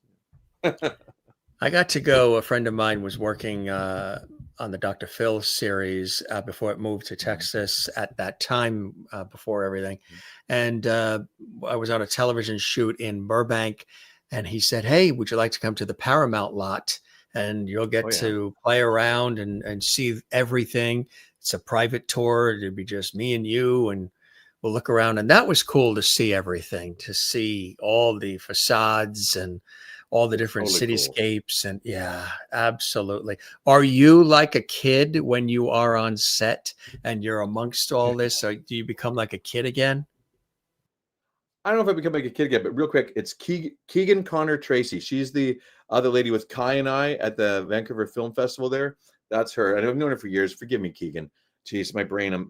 I got to forgive me. I was up till like 2 or 3 in the morning the other night. That's Mark. It's the one with Kai and I with the red background. Keegan Connor. That's Camille Sutherland, Mark Moses, myself. Anyway, but we were up till 2 or 3 in the morning after this after party. And then I had to drive back to Anaheim. Then there's Keegan right there. Beautiful lady. Let me tell you a quick little story about her. That show, The Sentinel, I got on, my first gig. Well, Trish Robinson, she brought me on as her reader. So I would audition, help all the other actors in Vancouver audition. Keegan came in, and here's the goosebumps. I'm not joking. Look at those. She came in. She did this audition of this young sort of, Lolita-like character who was kidnapped and was like, flirting with her kidnappers and whatever. My God. The temperature in that room when she did her audition rose about 10 degrees for all the men in the room. She was incredible. So good. I mean, just so good. And when she left, she left the room and everyone, the producer, and she got the role, obviously, but the producer director went, "Oh my God, I'm sorry, I don't want to sound weird. And I don't want to sound weird now." He says, "But did everybody feel that?" Because we could feel the energy. She was pulsating out. Like, she's an incredible actress. And like, I was so lucky. And I think that it really helped me in my career and I meant to say this earlier about Trish, I became her reader and I helped cast, thousands of actors. And along with Stargate too, Carol Kelsey, she and I became her casting assistant for a while because like she needed a good reader and whatever. And I've been cast so many times because of my reading. Like I would read and the director producer would go like, "Hey, let's get this guy in here. He's amazing." And I worked with Rutger Hauer on a film called Turbulence 3, Heavy Metal, real winter show. But the director just cast me based on my reading. I didn't have to audition.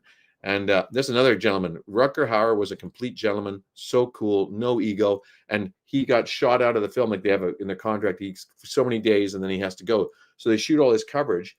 I ended up playing Rutger Hauer's character off camera. And the first scene we did, the director was also shooting it and he's shooting it. And I did my lines as Rutger Hauer.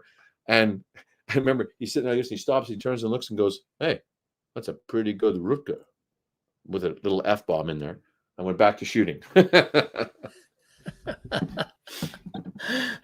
is fantastic. Great stories. You're a terrific storyteller as well, Alex. Thanks, buddy. That was awesome. Like Once Upon a Time. Check it out. So I auditioned for The Magic Mirror. I auditioned for Dr. Whale, a few others. I didn't get them. And then this came up, and I thought, oh man, I'm perfect. My hair was quite long at the time and curly like that, and the beard. And I went in, did my audition, and the director, producer was like, listen, we wanted to cast you from the get-go, but LA people, etc., got in, but we had you in mind for this, and we're so glad that you came out and auditioned for this. And I played King Midas, and I think I played him over 2 or 3 seasons, like one episode. I think I did the finale of season 2 or 3, and then the first episode of season 3, episode 6, season 1. But it was supposed to be in a lot more. But the lady who played my daughter, I guess they couldn't come to terms, and she left the show. She was, Josh Dallas's character's girlfriend in the show. So she left and did Copper for a couple of years. Then they brought her back, and they brought me back. But it was so cool because you're playing King Midas. Come on. Those robes they had me in, I think I went in for 5 costume fittings. And they had me, the boots, everything. And it makes a difference. I was in these Earl of Warwick, John Fluvog boots, but they just, they bring that power to you. The stance, you can't help but change the way you walk because right from the boots up. And real quick, we were in the GVRD, like I said before, where they shot some of Final Destination here. It was 30 something Celsius. This was like, I was at Disney on the weekend. It was 98 in Disneyland on the weekend. It was at least that warm up here. Well, imagine I'm in this robe and all the soldiers are in armor. I drank probably 50 bottles of water that day. Nobody had to go to the bathroom because we were sweating it all out. Point of almost dehydration, right? Yeah. Well, yeah. You had could have been your final destination. Hey, you want to hear? It's just a true story, Jim. You want to hear a quick story about my final destination moment? Maybe not quick, but we'll see. Throughout my life, maybe I'm a sensitive actor. I don't know, whatever. I've had little flashes, little images go in my head. When I was in my 20s, just moved out to Vancouver. My grandma fell, broke her hip. I had to have emergency surgery. They weren't sure she was going to make it. A buddy said, hey, I'll hop in the truck with you, my little Toyota pickup. And we drove 12 hours back home to Grand Prairie. And it's like, about 1,000 miles through the mountains, across the Rockies. In the winter, it was February. Anyway, we got there. She survived, had the surgery, survived, and we had to get back to go to work for Monday. So we tooling back. And as we got out of town, I had an image of us upside down in my vehicle with snow all around us. Long story short, he fell asleep at the wheel after we talked about stopping for sleeping. He said he could keep going. God bless him. It's all good. It didn't do it on purpose. He'd left the road, and I woke up with my knees flashing around my head and just white everywhere because it's winter. He jumped, went across the lane, jumped the road, hit the ditch, the farmer's ditch. Long story short, he missed an 8-foot culvert by about 1 foot. If we'd have hit that, we would have rolled and probably been killed. So that was that one. And I had another one here and there. But as my wife and I were leaving on vacation last summer, we were at the gas station out in Abbotsford, and I'm putting gas in, and I see this flash of image in my head of us upside down in her, Mazda CX-5, and little Cooper hanging in his harness, swinging in the back seat. And I didn't say anything to her because I didn't want to freak her out. But 8 hours later or so, we were traveling up, 6 or 8 hours later, in a place called Sycamoose. A man in a big RV. There's 2 lanes of the highway, single lane highway each direction. People are going at 60, 65, 100K in Canada.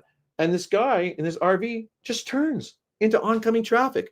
Well, this next thing you know, and it all happened just like in the movies, slow motion. And I'm sitting here driving, and I see this guy turn, and both Shannon and I went, oh no. And boom, the front of this RV just explodes, and a truck goes through right past us. And all I saw was the big Dodge Ram symbol. And all of a sudden, boom, the silver Bronco or silver SUV hits a green Bronco, spins it around in the air like this, coming backwards this way, hits a family van just in the front quarter panel in front of us, and they're coming right for us. And I just go, whoo, like this in the truck or the vehicle that we're in, and they just kissed the side of our vehicle, just 3 little scratches.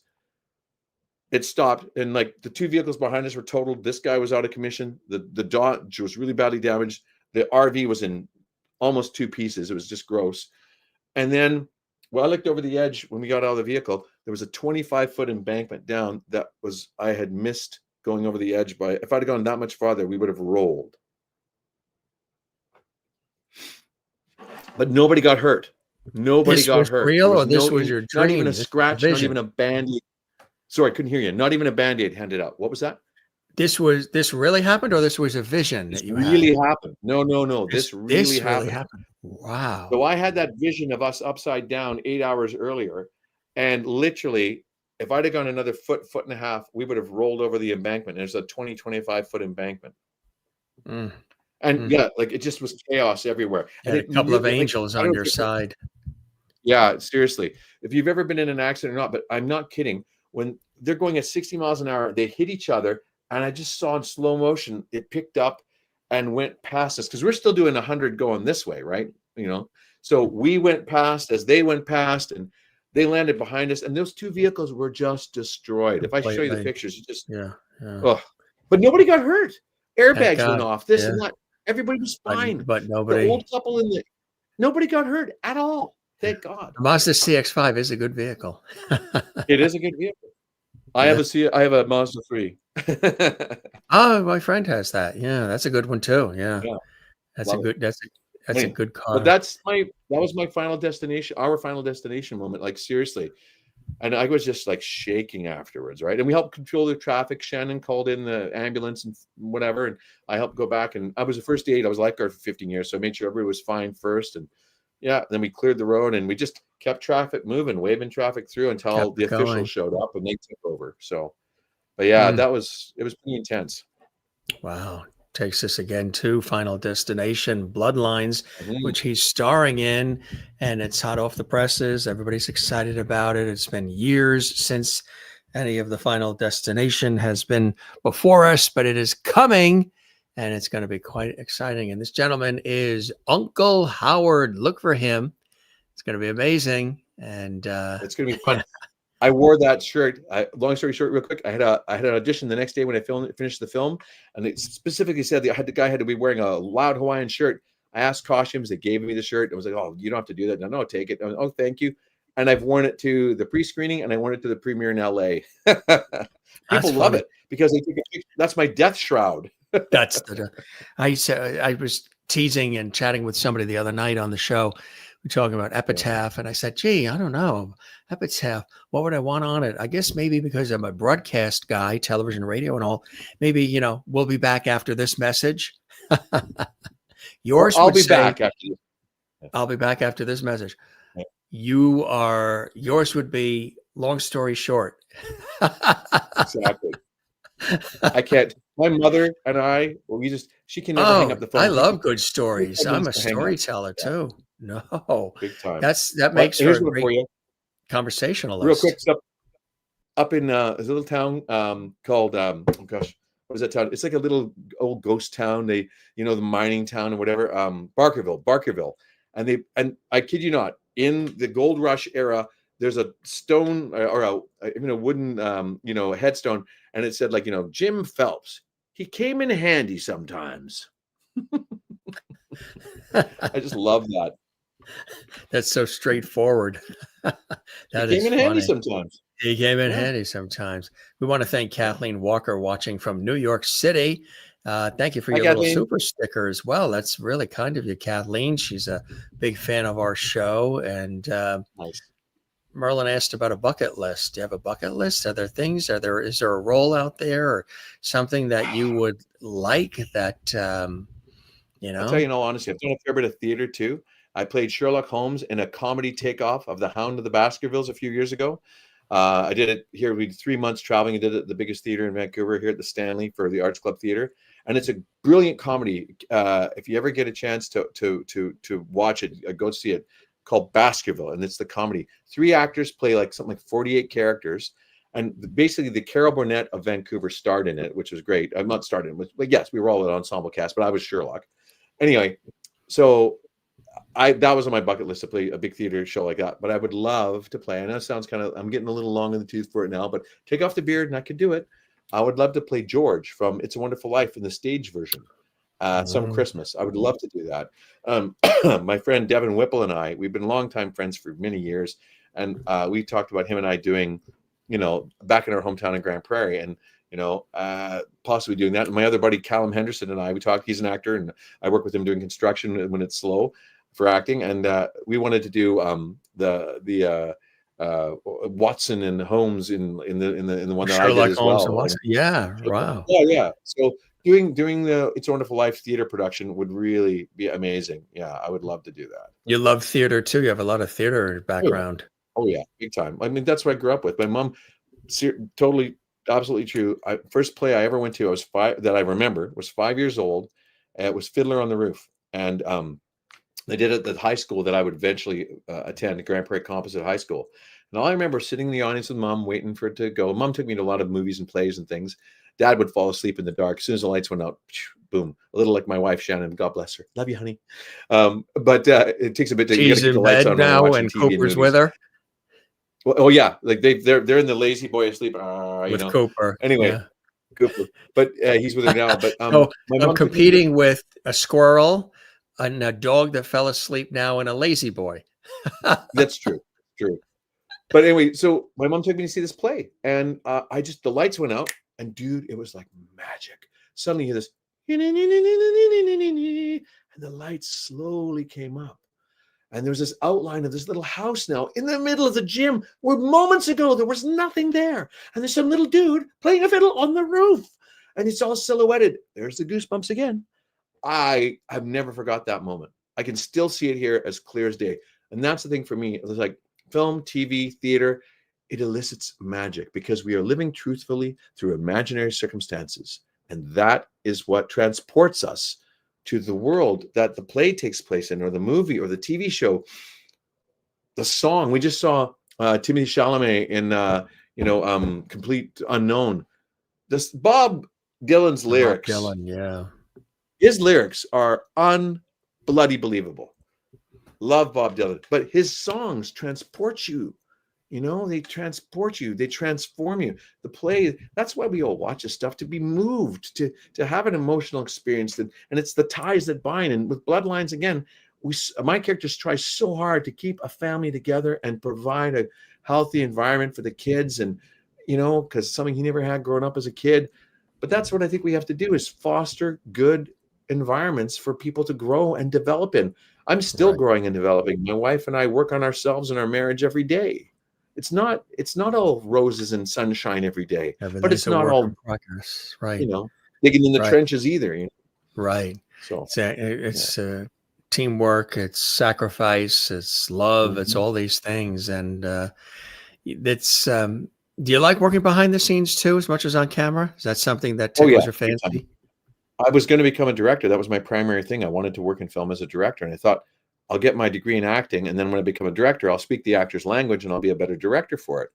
But to be quite frank, I just really bitten by it, and my career took off out of school. Mind you, it took a year or so to get going and whatnot. But yeah, I wanted to. Love working behind the scenes. I've produced a film. I've a couple of shorts I've helped produce.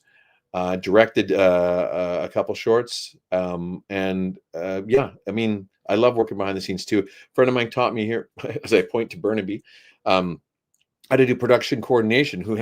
That's the person who handles all the contracts coming in and out, the travel, the purchases, all kinds of stuff.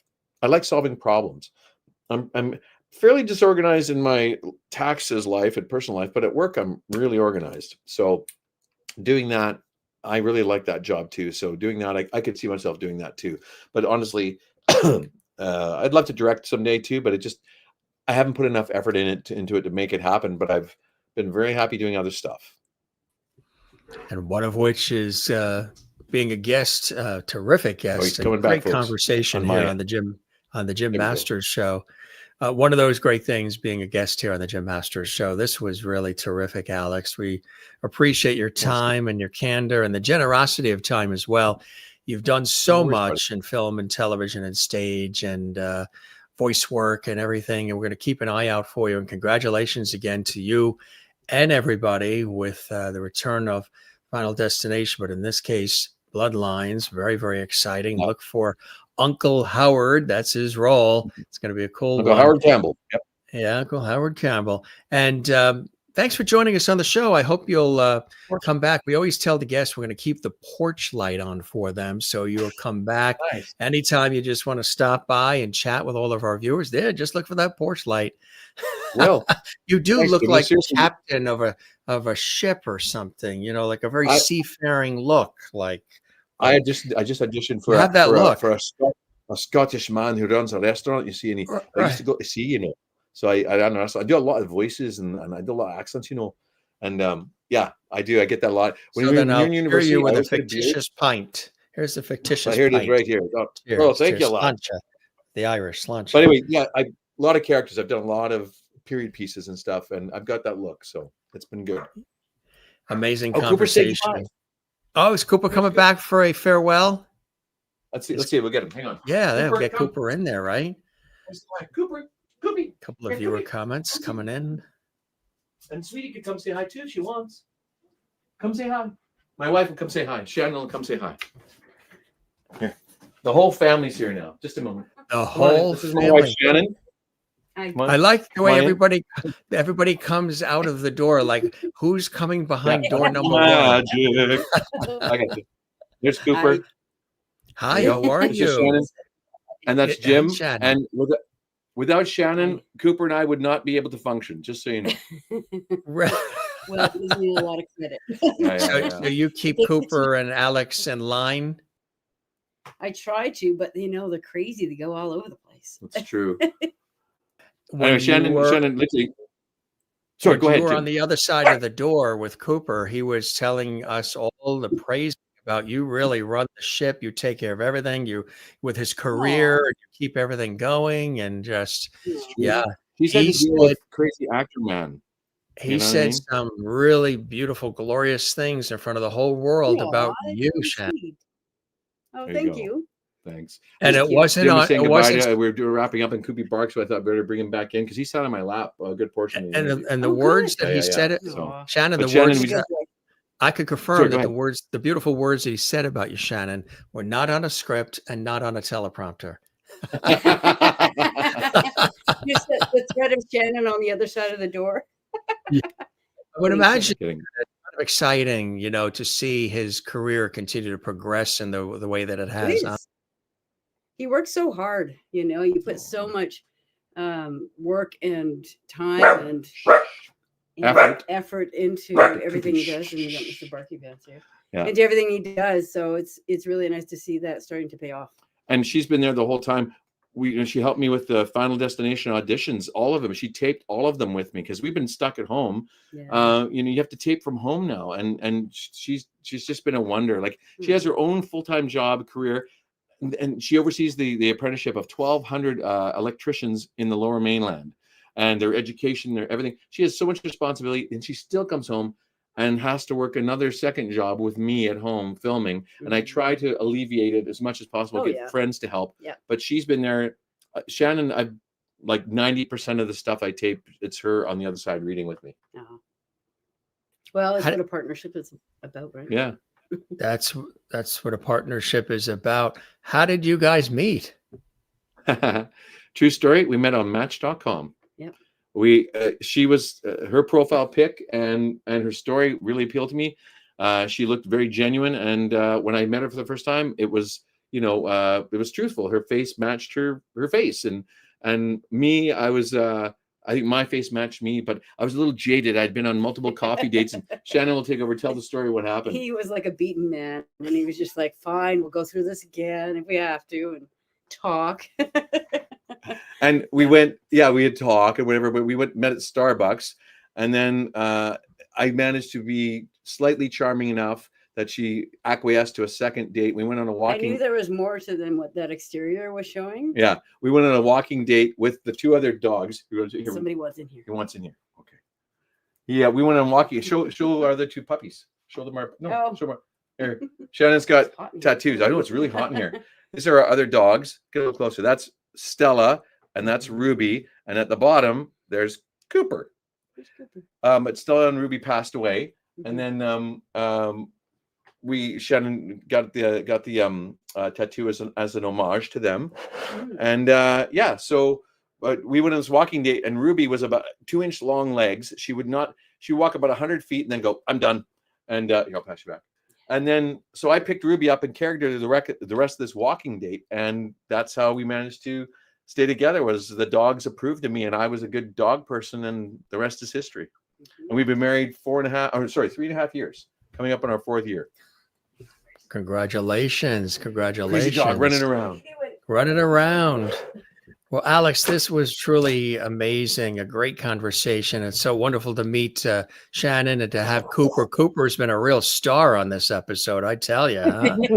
Cooper's a star. And a beautiful, what a nice, shiny, silky coat. Yeah, right. And he's as soft as he looks. Yeah. Everybody loves him. And it's like, he's such a good boy and he's so shiny. So shiny. Absolutely. Yeah. Well, this will be archived on our YouTube channel, Jim Masters TV, so you can share the link on social media. And we're on, for everybody watching, we're on social media, Jim Masters TV on Facebook, X, and also Instagram.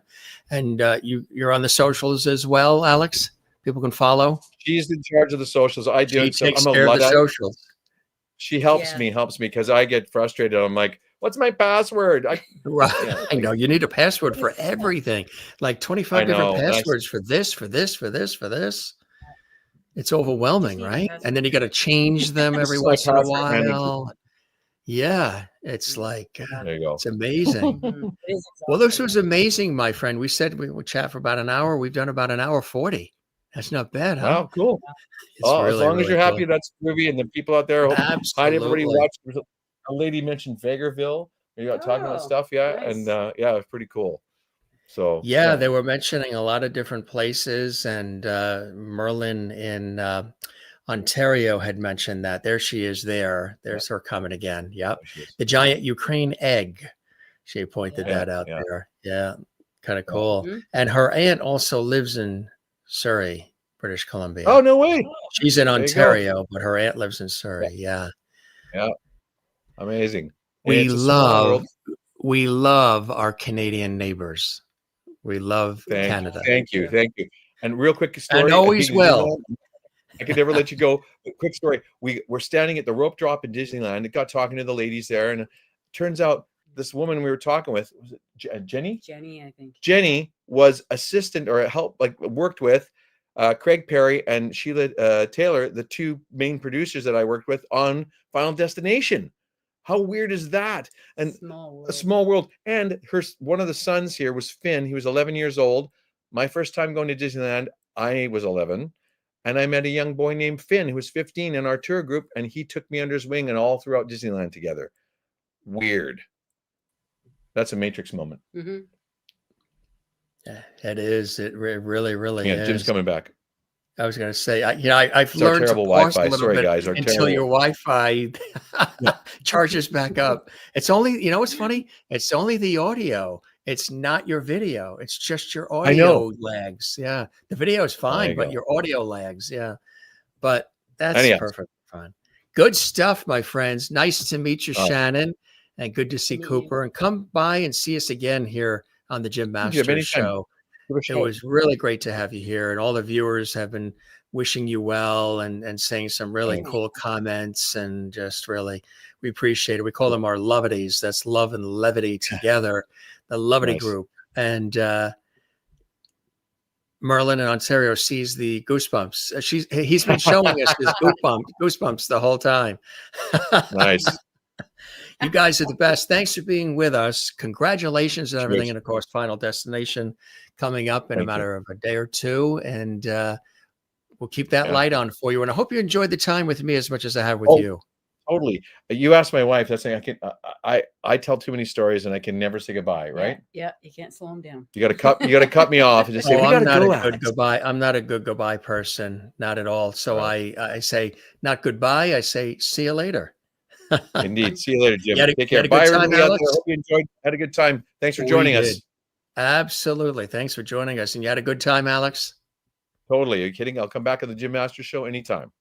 Fantastic. Spread the word about our show. It was a real pleasure. I will. And I'll see you guys soon. And have a good night, gang. Thanks for being with us. Take care, Shannon, as well, and Cooper. Thank you. You bet. Bye now. Bye-bye.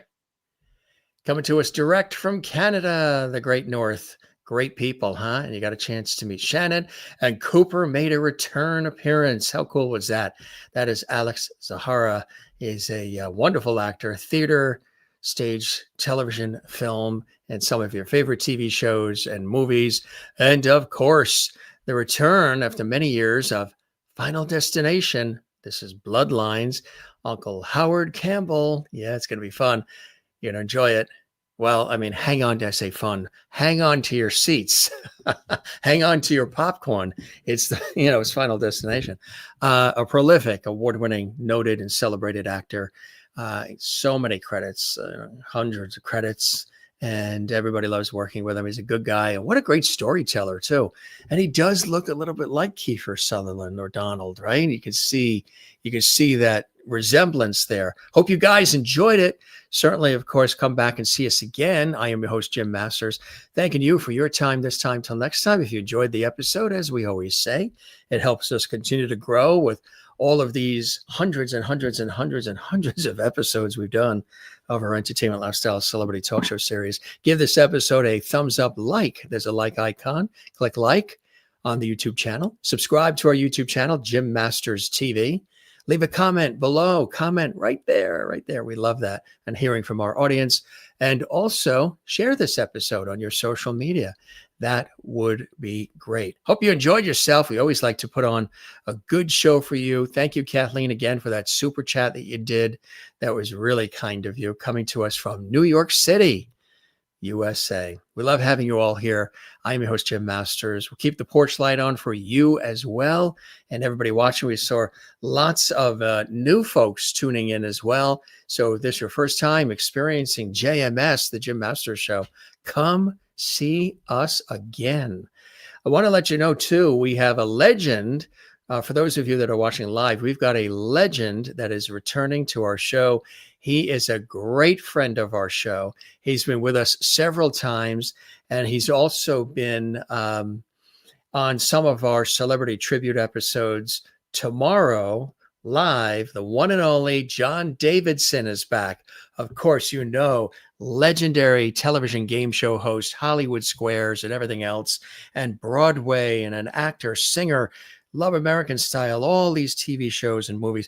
The original host of That's Incredible with Fran Tarkington and company. John Davidson, big friend of ours. He's going to be with us tomorrow here on the show. And I don't know if you had a chance to see the incredible special we did remembering the icon Burt Reynolds. And the last interview Burt Reynolds ever did with Rick Pemplin, the screenwriter, Hollywood screenwriter. Check that episode out if you didn't see that as well. Lots of great episodes you can archive on the YouTube channel. Good stuff. Love having you here, folks. We'll see you again on the next one, okay? We'll keep that light on for you. Be well, take care, and thanks for joining us on the Jim Masters Show. Cheers.